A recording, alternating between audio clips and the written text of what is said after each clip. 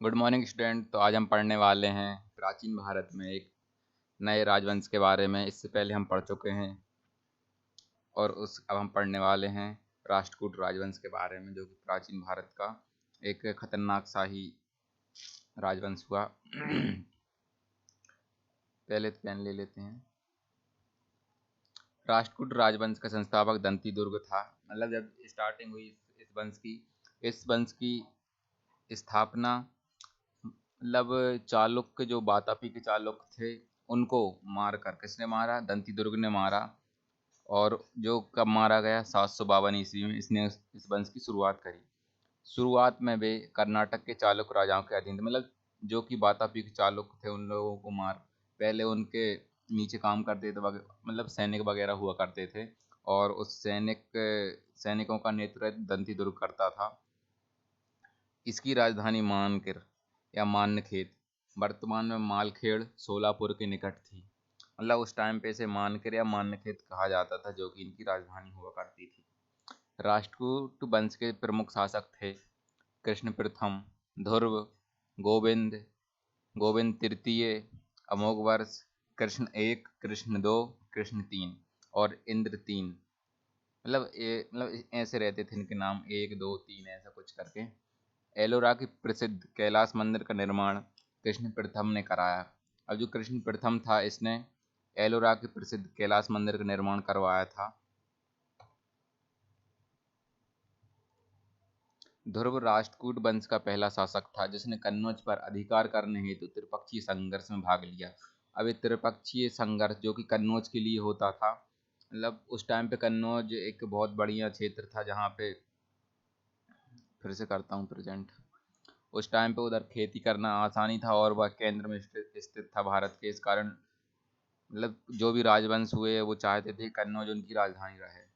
तो इसमें ध्रुव ध्रुव ने सबसे पहले इसमें भाग लिया, मतलब त्रिपक्षीय शासन में, त्रिपक्षीय संघर्ष में। और प्रतिहार मतलब राष्ट्रकूट वंश से ध्रुव हुआ करता था, और प्रतिहार वंश से वत्सराज, और पाल, मतलब जो पाल वंश था उससे धर्मपाल हुआ करता था। और मतलब इसने जो राष्ट्रकूट वंश का ध्रुव था, इसने धर्मपाल को भी हराया और वत्सराज को भी हराया। ध्रुव ध्रुव को धारावर्ष भी कहा जाता था। मतलब इसको एक और नाम से बुलाया जाता था, जैसे ध्रुव को कहा जाता था धारावर्ष। मतलब इसे कहा जाता है, पेपर में पूछ लेते हैं बहुत सी बार कि धारा, मतलब ध्रुव को और किस नाम से जाना जाता था, तो उस धारावर्ष भी कहा जाता था ध्रुव को। गोविंद तृतीय ने त्रिपक्षीय संघर्ष में भाग लेकर चक्रयुद्ध, मतलब चक्रयुद्ध एक व्यक्ति का नाम था, उसके संरक्षक, मतलब ये धर्मपाल के नीचे रहा करता था। मतलब नीचे मतलब उसका मतलब कोई जैसे सैनिक वगैरह या किसान वगैरह हुआ करता था, उसका नाम था चक्रयुद्ध, जो किसके? धर्मपाल के अंडर वर्क करता था, काम करता था। प्रतिहार वंश के शासक नागभट्ट दो को पराजित किया। अब जो नागभट्ट था, जो प्रतिहार वंश का, उसको पराजित किया। पल्लव, पांड्य, केरल एवं गंग, मतलब केरल एवं गंग शासकों के संघ को गोविंद तृतीय ने नष्ट किया। अब जो गोविंद तृतीय था राष्ट्रकूट राजवंश का, उसने इन सारे जो भी शासक हुए, कौन कौन? पल्लव शासक, पांड्य शासक, केरल और गंग गंग के शासकों को, उन लोगों ने एक संघ बनाया हुआ था, उसको गोविंद तृतीय ने नष्ट कर दिया। अमोघ वर्ष मतलब यह एक व्यक्ति का, मतलब एक शासक का नाम है, जो कि राष्ट्रकूट वंश का था। यह जैन धर्म का अनुयायी हुआ करता था।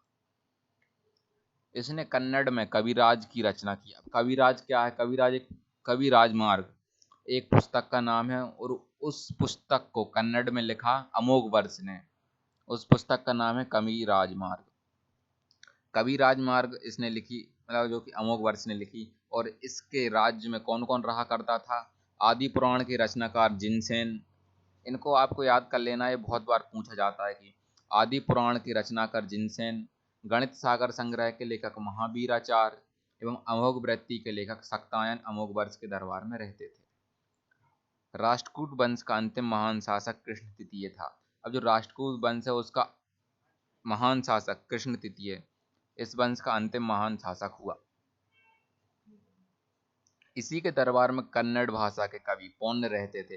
अब जो कृष्ण तृतीय था इसी के दरबार में, जो कि कन्नड़ भाषा के कवि, मतलब कन्नड़ भाषा में बहुत प्रसिद्ध कवि हुआ करते थे, उनका नाम था पौन। और उन्होंने क्या लिखा, शांति पुराण की रचना की। अब जो शांति पुराण की रचना की वो किसने की, वो पौने ने की। और यह किसके दरबार में रहा करते थे, कृष्ण तीन के दरबार में रहा करते थे। और शांति पुराण की लैंग्वेज कौन सी है जो कि उसमें लिखा है, उसमें कन्नड़ भाषा में है। कल्याणी के चालुक, अब जो चालुक मतलब दंती दुर्ग ने किसको मारा, बातापी के चालुकों को। और उसने कौन सा राजवंश स्टार्ट किया, राष्ट्रकूट। अब राष्ट्रकूट राजवंश के को किसने मारा है, चालुक, मतलब कल्याणी के चालुक। अब ये मतलब तीन प्रकार के चालुक हैं, एक बातापी के हैं, एक कल्याणी के हैं, और एक वर्धमान के चालुक का, मतलब आंध्र प्रदेश में रहा करते थे वो वाले चालुक हैं।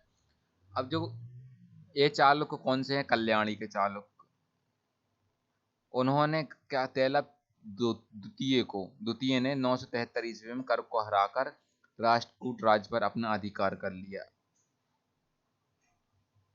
मतलब जो चालुक हुए कल्याणी के, उन्होंने तैलप द्वितीय को, मतलब आखिरी शासक हुआ तैलप द्वितीय। ये तैलप द्वितीय नहीं है, sorry sorry sorry sorry student. तो अब जो कल्याणी के, इरेज करता हूँ इधर से। अब जो कल्याणी के चालुक थे, उन्होंने सबसे खतरनाक वाला राजा हुआ तैलप, मतलब कल्याणी। अरे क्या होता है भाई साहब,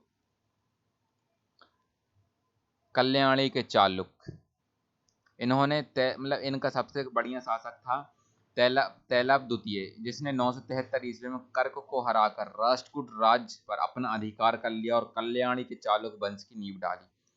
अब कल्याणी के चालुक जो कोई, इन लोगों ने किसने हराया, तैलप द्वितीय ने हराया किसको, राष्ट्रकूट राजवंश के कर्क को। कर्क एक व्यक्ति का नाम, मतलब शासक का नाम था, उसको हराया किसने, तैलप द्वितीय ने, जो कि 973 ईस्वी में हराया। एलोरा एवं एलिफेंटा जो कि गुफाएं हैं, महाराष्ट्र में हैं, और उसमें गुहा मंदिरों का निर्माण राष्ट्रकूटों के समय में हुआ। थैंक्स फॉर वॉचिंग गाइस, आज के लिए इतना ही। इसके बाद हम पढ़ने वाले हैं चालुक्य राजवंश के बारे में, मतलब राष्ट्रकूट वंश वंश के पहले पढ़ा था अपन ने पल्लव वंश के बारे में। और अब हम इसके बाद पढ़ेंगे चालुक्य के बारे में, चालुक्य के बाद पढ़ेंगे चोल वंश के बारे में, और ऐसे ऐसे हम कंटिन्यू करते रहेंगे प्राचीन भारत को। थैंक्स फॉर वॉचिंग गाइस, आज देखने के लिए शुक्रिया।